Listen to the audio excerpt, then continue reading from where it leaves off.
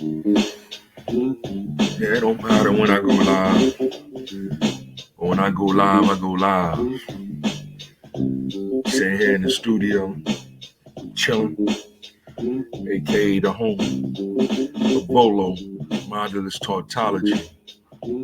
I am the hip hopper that started this movement not too long ago, but I'm one of the 71 babies. I came out of the 70s on fire, and the culture is what helped me to become the man that I am today. So, but I'm not here to argue and debate with people that are suffering from mental health issues.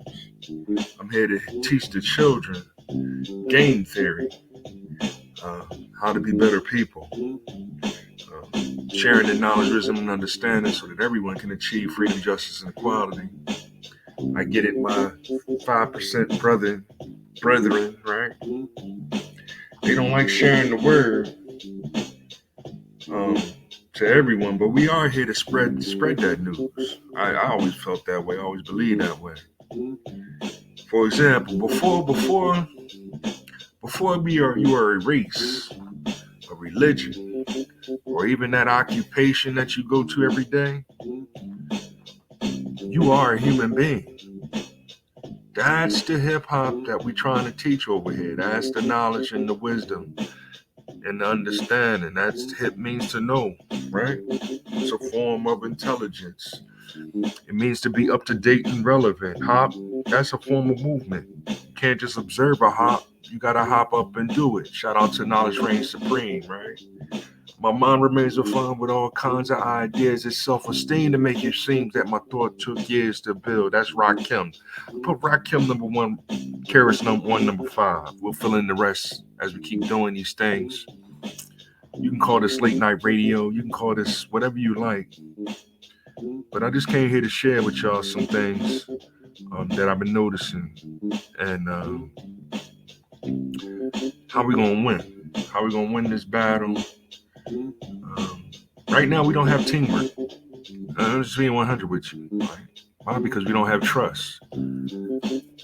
See, I got the Justice League on in the background, and that's one of the things they taught was trust, working together as a team.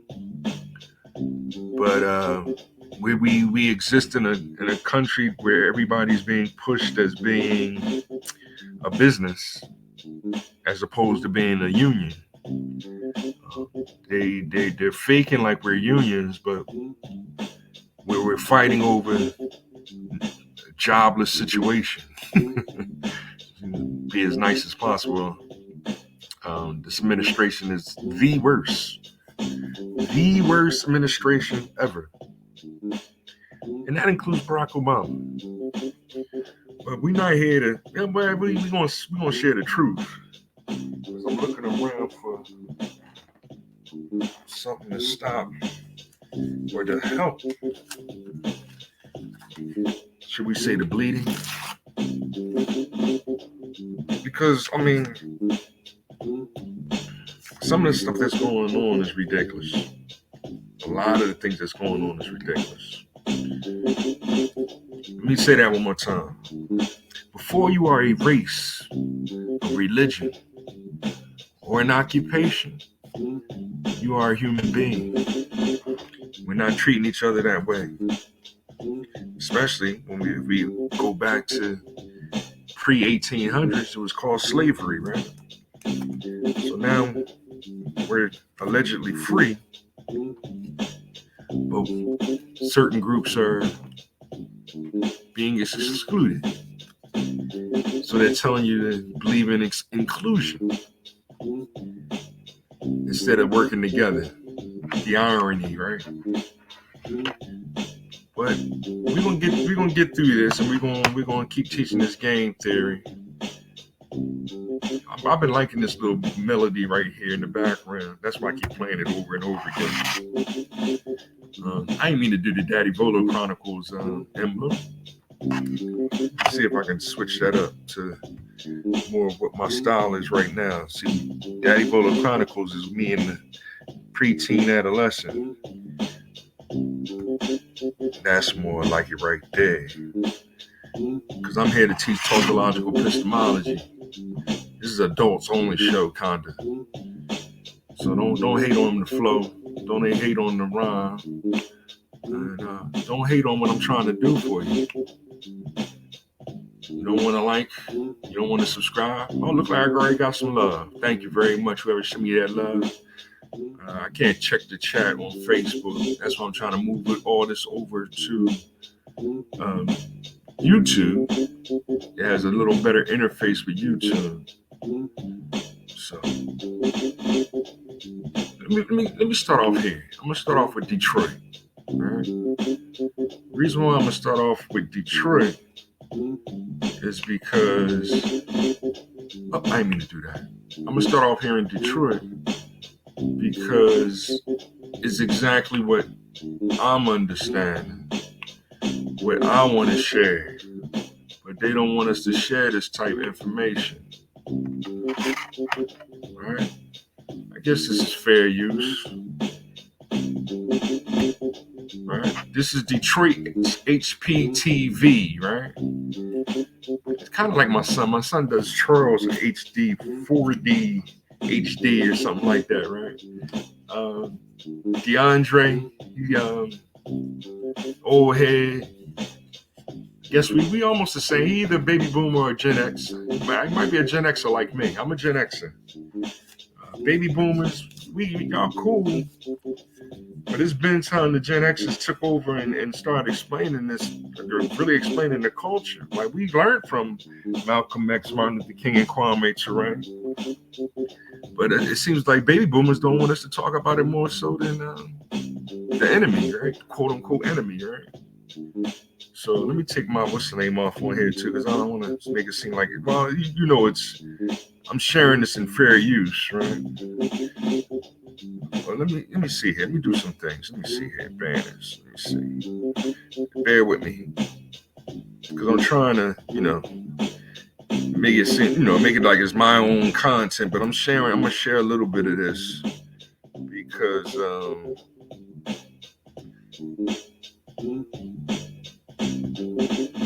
let's see here. Bear with me. I wasn't organized with it. I just jumped on. It was like, let me jump on. And I can show y'all how to do some of these things while I'm doing this. And then I forget which one it was. No, it's not that one. I might have moved it too. There it is. All right. So that way it's, kind of my content, but I'm sharing on a fair use tip. And here's DeAndre. I'm gonna share a little bit. I'm gonna try to cut. I'm not gonna share all of it. Make sure you come to his page. He's Detroit's HPTV at DeAndre Calloway.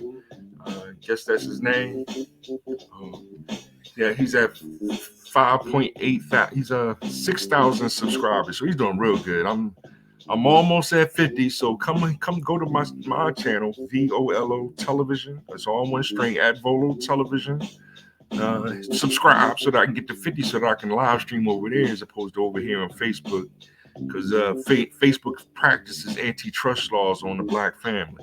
Now as soon as I say black family, it puts me in a negative connotation, and the algorithm kind of shuts those things down. Or even Elon Musk admitted that when he ran simulations of artificial intelligence, when it became to race, it seemed like it killed all the black people. Because what it does is it chooses a side, and the side it's going to choose is the one that's winning, quote unquote, right? So that's racism in a form called white supremacy, which is a psychological ideology. But we'll talk more about that later on too. But DeAndre's going to share some real truth with y'all real quick. So let me pause the music, hit the play button, hit the volume, and let it flow. Let it do what it do, right? This Detroit's HPTV coming to you out of Detroit. It's Sunday the 14th. And I got a different type of message. This is what you call a human interest story. So bear with me while I talk to y'all.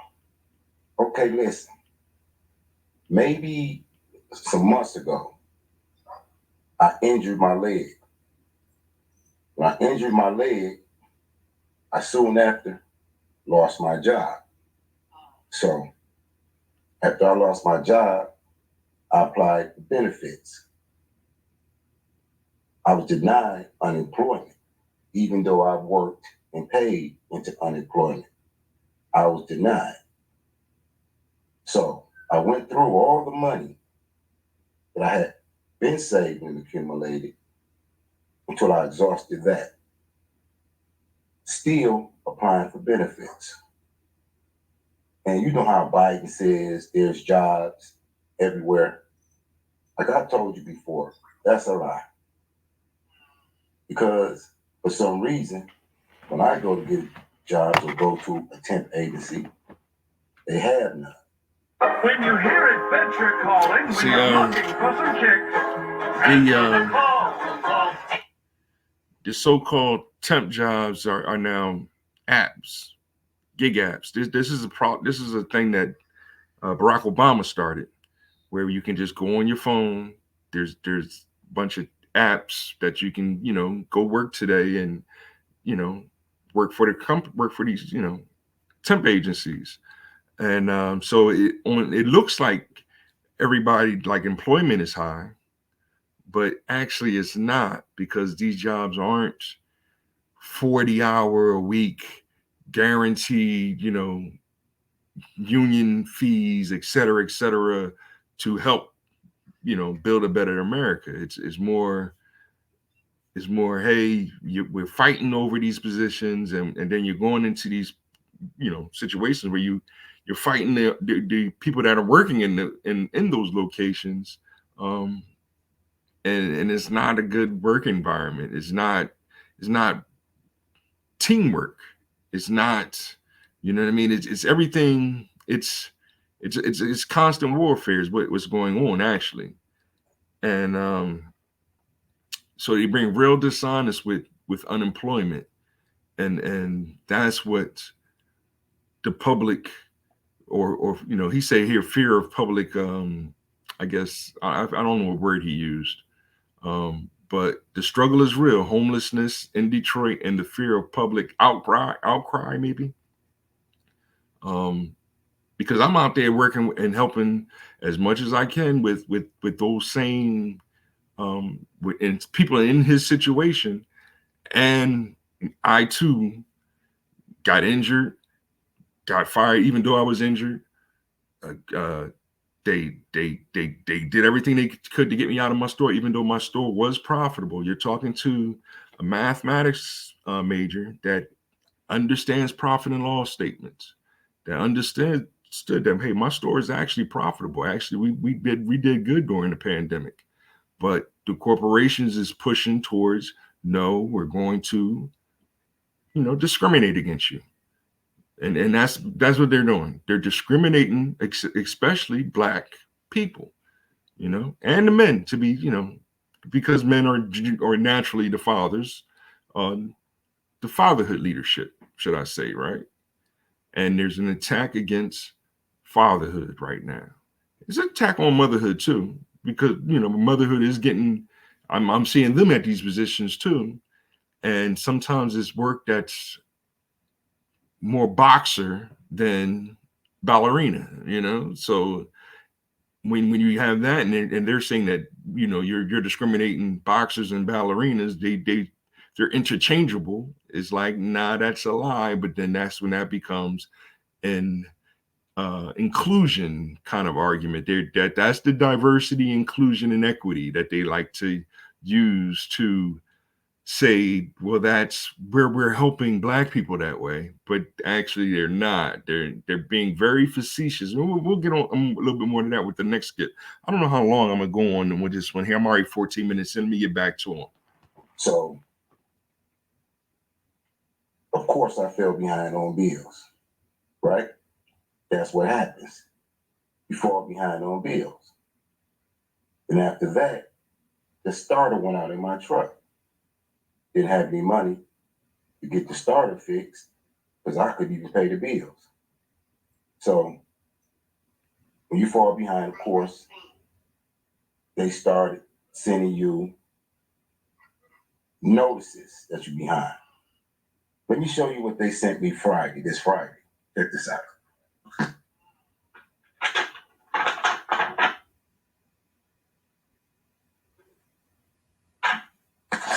Okay. So and then last week, they gave me a notice to vacate. You know what I mean? Being evicted, right?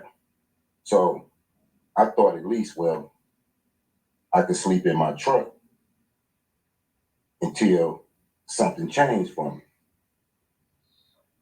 That fell through.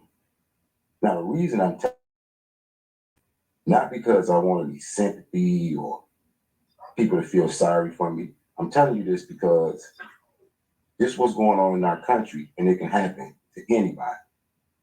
So I was talking to my cousin and I told my cousin, you know what? I'm going to blog about it. My cousin said, you want to blog about it? I was like, yeah, I'm going to tell what happened and what's going on. It might can help somebody, and I'm sure there's other people going through it. She was like, that's brave. And I never looked at it. I was like, brave? Why is it brave? And we began to talk. And I found out why she said it was brave. Because most people are ashamed when things happen to them. They embarrassed. You know what I mean? Because they care so much about what other people think that they will go through things and suffer in silence. Because that's how much they value other people's opinion of them. But I've noticed in my life what I've learned, because I didn't even expect to get this old, to get to be almost 60 and to be going through this. Never seen it coming. And because I didn't even expect to get this old, I didn't even think about a retirement plan. You know what I mean? So in this story, you're going to see people say, well, don't you have family? I have relatives. I don't have any family. I have associates. I don't have any friends. And I'm going to explain to you why. I have relatives that'll take a pit bull off the street and let the pit bull sleep in their house while their other relatives live homeless on the street.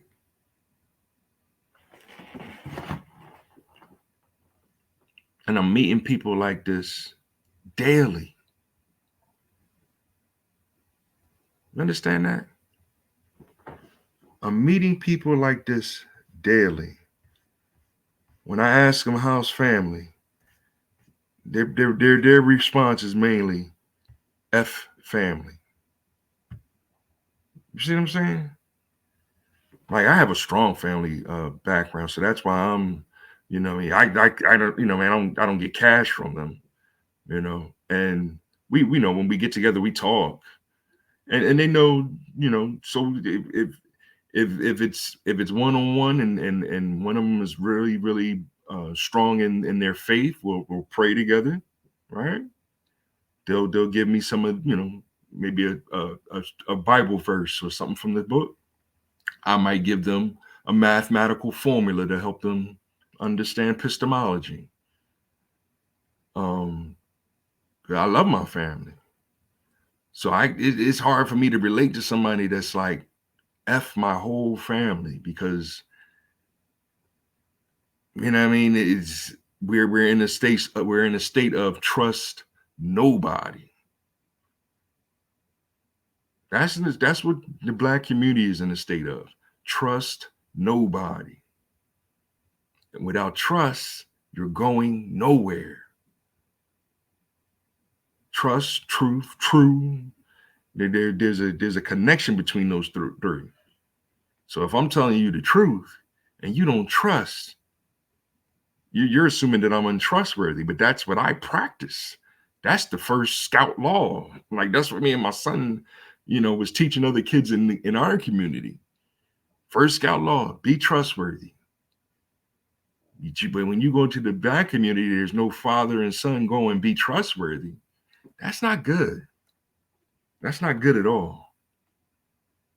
Should I share some more of this? That was good enough. We'll come back to that. I mean, because he's hitting the nail right on that. He's hitting it right on the head on what the real problem is. And as soon as Charlemagne the Dogma or one of these fake hip hoppers, they go to Biden, they get an opportunity but then they're not really given an opportunity to ask that question. Like, what are you going to do to help the black community? He's going to interrupt you and tell you, look at his track record. But every time we look at his track record, it's actually worse than Barack Obama, who was allegedly the first black president, but he's African American. But we'll get back to that debate later on. I mean, these are the same topics that we've been talking about for years. So for me to still experience this right here is crazy. I ain't got time for them and they commercials, right? That's their whole. I'm trying to share fair use. Put other people down. Get other YouTube channels. Some credit on things. So bear with me for 1 second while I skip this nonsense and set it up at the beginning. All right, now this right here, let me share it. This is the chant. All right, see now here's where the hypocrisy begins, right? And so I'm gonna share this right here, and you see it. It's called Freedom Tunes. It's at Freedom Tunes, right? It has 912,000 subscribers. That's a lot of people, right? You seen the other guy? He got 1,000. I'm like, yo, good job. You know what I mean? But you know what I mean? It's you're talking about the black community. Black is a negative connotation. They have antitrust laws against black business. That's why we're being destroyed. We're being discriminated against. And as soon as you say that, the Biden administration, Democrats, they all attack you for telling the truth. They're doing everything in their power to destroy the black man, the black woman, and their children, the black family. They don't want you to say black. You can say brown. We can say brown instead, but then they'll replace brown with Barack Obama. He's an African American. Elon Musk is an African American. So when you say brown, you're including Elon Musk. They want you to say black and include Elon Musk because Elon Musk is African American. Trevor Noah is African American, right? Even though he's from Africa, he lives in America, so he's African American. His mother is African root black, right? But his dad was colonizer. So when we say the father plants the seed, hence his lighter skin tone, people get mad at you because it's like you don't know biology. But no, we know biology. They want to argue with you. You think you don't know psychology? Like, yeah, no, we know psychology. We know philosophy. That's why we're creating this. We're not creating it. It's already been created.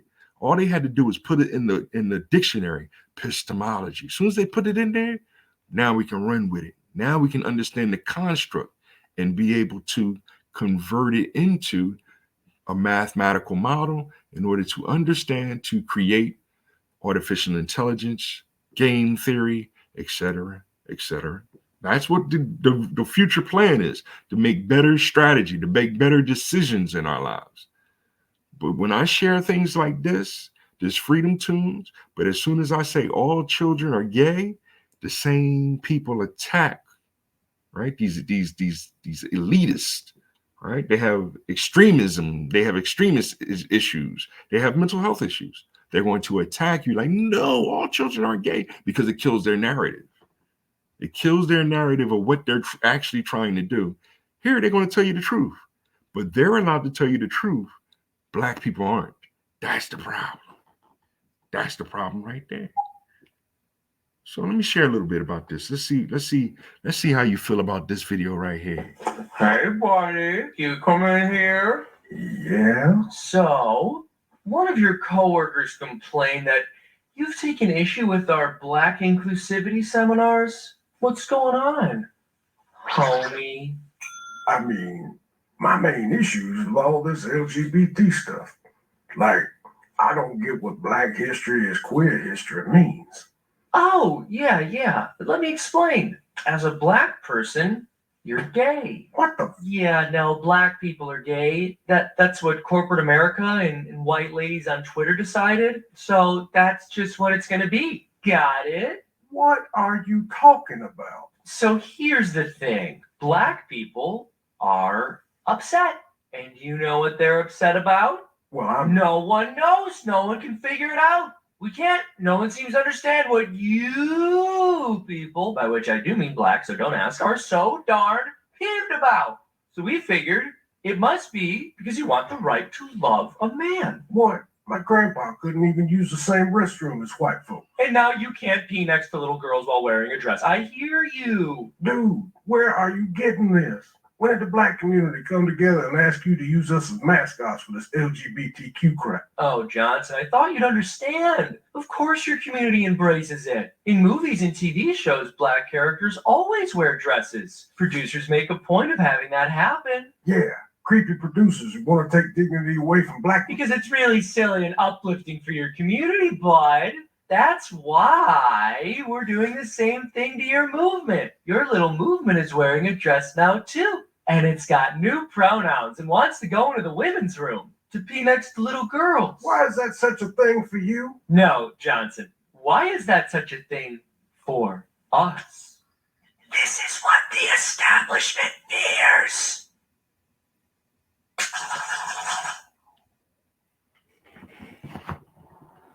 So is this promoted by the Democrats or the Republicans?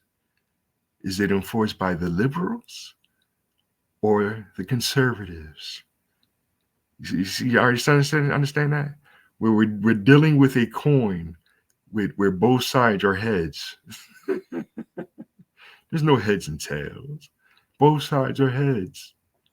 And y'all want to flip it again, even though clearly Biden is the one that's going, Easter is Trans Day. And now you as Black people are going to go, oh, you're one of those for telling the truth. Because this is actually telling you the truth. This is their expectation. It's white say so. Black, all you can do is follow along with us, right? So we're not going to like what you're saying. We're not going to share your information, but clearly this is popular. It has 300,000 views. They don't show you how many likes it has anymore because they don't like to be ratioed. As soon as they share their ratios on how many people are actually going to vote for Trump, right? If they really, shared that information, it's not even close. But here we are in the Black community still going, but Biden, wasting my time. Biden did what he was supposed to do. He achieved his bucket list. I'm the president. Now Trump's bucket list is to be like Grover Cleveland, to be a president twice. Grover Cleveland was the 22nd and the 24th president. There's nothing else we can do about it except for maybe, see who he chooses as his vice president. And then that's the person we're going to look at and say, hey, is that going to be the next president? Because they're not giving anybody else a voice. They're not giving anybody else a voice. So who he chooses to be his vice president is going to have a major say in what direction this country is trying to go in. Now we're here to question that person to see if it's a righteous path or unethical. Because this right here, completely unethical, but is it moral? You see what I'm saying? Like when we say ethics, it has to deal with there's a functionality between ethics and morality. One is, one is the Constitution, the other one is the Bible. But y'all want to sit here and argue that all doctrine is dogma. Instead of, hey, let's have a good conversation what we need to do to help these children read better, to help these children do better in mathematics, to help these children get along with each other. And it's not the deviancy that they're implying on this video right here. Should I do another one? How much time I already did 30 minutes. I need to go back to bed. I'm about to go back to sleep. Oh, no, let me share this. A little bit of this right here. Yeah, let me share a little bit of this right here too. Come on. You can do it. Don't act like, see, now it doesn't want to. See how they do? Now when I want to tell the real truth, they want to act like they don't know what I'm talking about. This is how they play the game, right? All right. So here's another one. Here we go. This is the last one, and then I'm going to bed. I ain't got time for y'all. I love y'all, but I ain't got time for you. Advimunsu, right? Looks like some, philosophical stuff, right? Subscribe. I ain't subscribed. It only has 99,000, but I am going to subscribe because it's talking about hip hop on this one, right? So I'm gonna subscribe. Advimunsu. It has 100,000, and I'm not going to go to the channel and all that, but I'm going to share some of this with you. All right, I'm just going to share it straight up.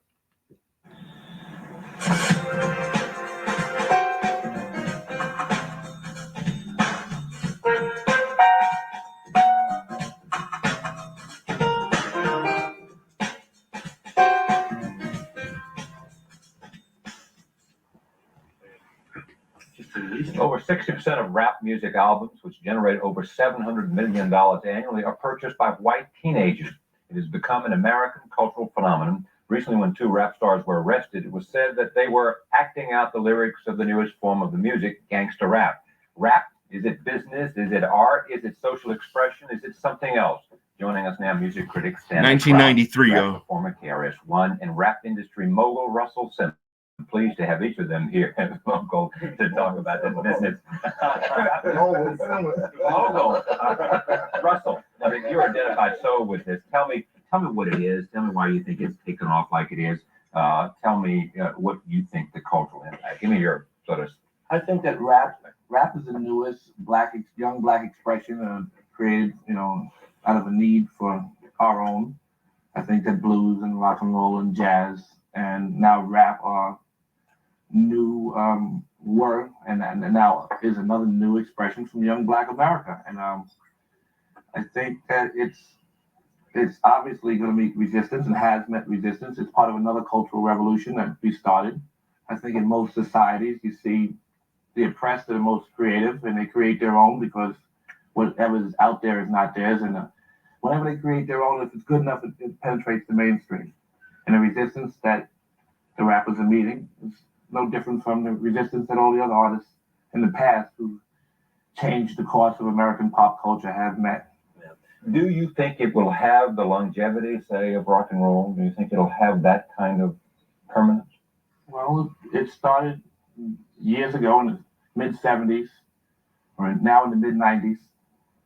It's only grown, its momentum has only grown, over these years. And I mean, there'll be a time when it won't be as popular as it is now, but that time hasn't started to come. And, there'll always be this art form, just as there's always blues. I mean, blues is music, and rap is this generation's music. What do you think of it, Stanley? Well, all right, so y'all peeped that, right? Russell basically said it's a music genre, right? He is the CEO of Def Jam, right? It's a music genre, period. All right. And Russell represents the old head Gen Xers, right? He might be a baby boomer. He's born about, I don't know his exact birthday. I know Karis One's a couple years younger than him, I think, right? So Karis One is, more Gen X than Russell. And now they're going to have a baby boomer talk. Okay. So we're going to keep going with it. I just wanted to stop, add my little, impact to it, and help y'all to understand the three different ideas that's going on right now on what hip hop culture he called it rap music, is what Russell just called it. Here's the second gentleman who's a baby boomer, who's more blues, rock and roll, et cetera, et cetera. So, all right. I think that most of it doesn't have that much to do with music at all. I mean, first thing is that the people who do it are not musicians by and large. And there's no musical interaction in terms of people actually playing musical instruments and responding one to the other in a musical environment. Usually the stuff is a technological phenomenon, usually. That is, people sit in and they patch different pieces of things together. Now, very rare, so there's no real virtuoso instrumental development of the sort that's in jazz or the best of blues. So in his defense, my only defense is Stetsasonic was like the first band. The Roots, this is 93. So the Roots was in college, like they was just starting out, right? So they was just coming together, the legend is that Reek and Quest used to be drum machine and spitting rhymes down on South Street. So, the Roots was just beginning to come together as like the band, musical instruments and rhyming over musical instruments, which Stetsasonic became popular for doing back in the 80s. All right. Well, the mid 80s or whatever. So he's correct, but he's incorrect.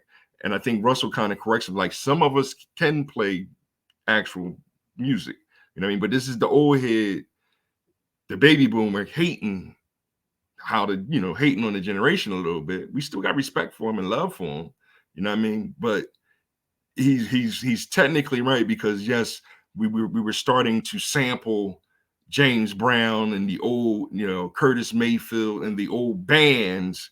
We were sampling them and cutting it up, and that's where that 93 sound was really coming from, was the old, bands from the 60s and 70s. I'm trying to think of another one. I want to mention the Isley Brothers. I want to mention the Isley Brothers and Earth, Wind and Fire. There's a whole bunch of them, the Funkadelics, all of those bands and of that era. We started sampling, and then their sounds became the funk, the disco, that we grew off of. All right. So secondarily, it seems to me that it's a phenomenon that you cannot disconnect from the kind of youth rebellion that has been sold to adolescents in America by mass media, whether it was Woodstock or anything else like that. I mean, the whole idea of the bad boy as a cultural hero, that has nothing to do with Afro-American culture, quote unquote. I mean, it's part of a general media phenomenon.